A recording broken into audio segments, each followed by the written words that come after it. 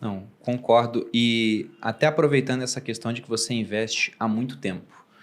Se a gente colocar que você começou a investir na década de 70, então das 10 moedas que nós tivemos aqui no Brasil, que a gente já teve réis, mil réis, cruzeiro, cruzeiro novo, cruzado novo. Novo cruzado, novo cruzeiro. E depois de um tempo nem imprimia mais a moeda, só carimbava a antiga.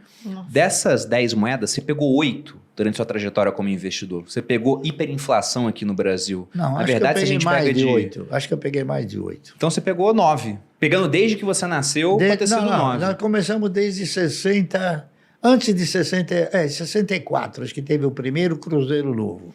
Foi na década de 70 o Cruzeiro Novo, foi com os militares trocaram. Então foi logo depois do começo do governo militar. Não, acho que teve antes. Teve um Cruzeiro Novo, sim. Mas você pegou, pela minha conta, 8 das 10. Peguei todas. Na verdade... E pegou um período de hiperinflação também. Como é que foi essa época? Né? Foi uma hiperinflação. Mas como é que era? Porque eu fico pensando, o pessoal fala muito de, olha, o Brasil para crescer tem que ser mais produtivo. E aí o meu vô, ele falava, pô, como é que vai produzir naquela época? Você tinha que ir no mercado todo dia porque o preço estava sendo reajustado. Você tinha que tirar o dinheiro do banco no começo do dia e depositar no final, porque senão você não ganhava overnight e o dinheiro perdia valor. Então você passava das 24 horas do dia, umas 4 horas em fila. Tentando fazer compras, por estocando, conta né? de hiperinflação. Imagina a loucura que era. O mercado ele teve uma evolução, o mercado financeiro, é claro, né? Ele teve uma evolução.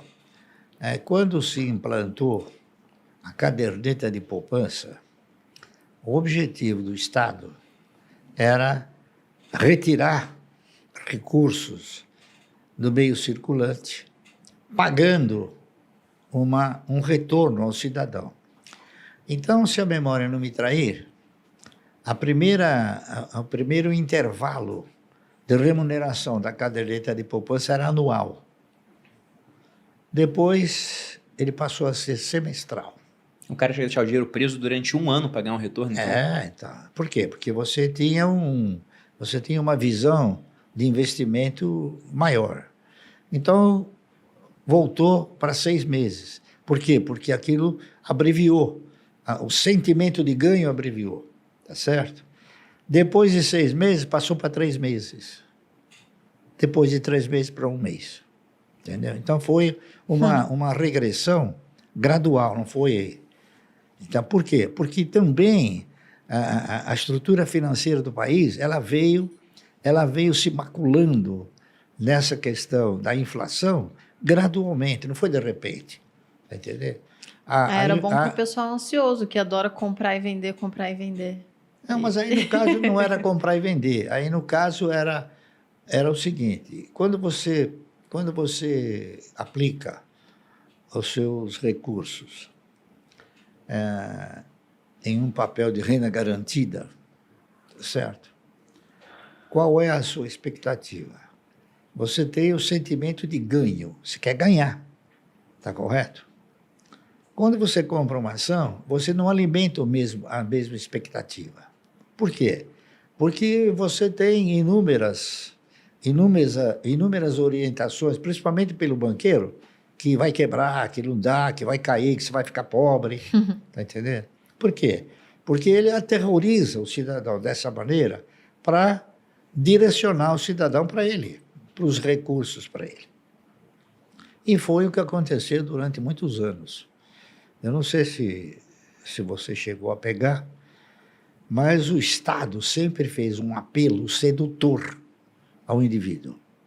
Então, nós tivemos uma época em que as emissoras de televisão, cada uma inseria 10, 15 ou 20 vezes por dia uma proposta, um apelo assim. Tinha um cidadão com a gravatinha, um cabelinho, né, numa mesa, um cartãozinho, falar, vem para a poupança, que você vai ganhar tanto, vem. Então isso aí foi seduzindo o cidadão, foi instalando nele a mentalidade do agiota, do cidadão que tem que sentar na cadeira e ficar esperando aquela migalha, tá entendendo? Isso foi se acelerando. Primeiro nós tivemos o open market, que você aplicava e ganhava por um dia.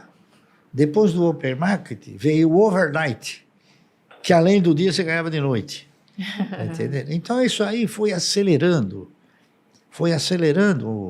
a inflação. Por quê? Porque cada vez o governo precisava mais. O governo foi tendo esse foco de tirar recursos de circulação, sem que o cidadão se desse conta disso.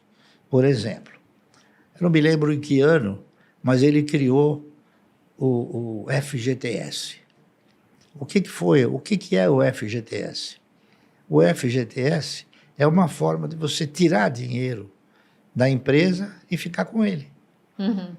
Tá certo? Sim, Por quê? Porque antes disso, governo. a empresa ficava com o dinheiro, na hora que tinha que indenizar o cidadão, ela pagava o cidadão. Agora não, ela tem que contribuir com isso. E acontece que o Estado é um péssimo gestor. O pior gestor que existe é o Estado. Por quê? Porque a maioria dos elementos que estão lá são incompetentes. Está entendendo? A grande realidade é essa. Então, se você quiser prosperar, não acredite no Estado. É o que eu fiz. Não acreditei no Estado. Acreditei nas perspectivas e nas possibilidades do mercado como um todo. E hoje, você escuta falar o seguinte: os planos. O país nunca teve um plano.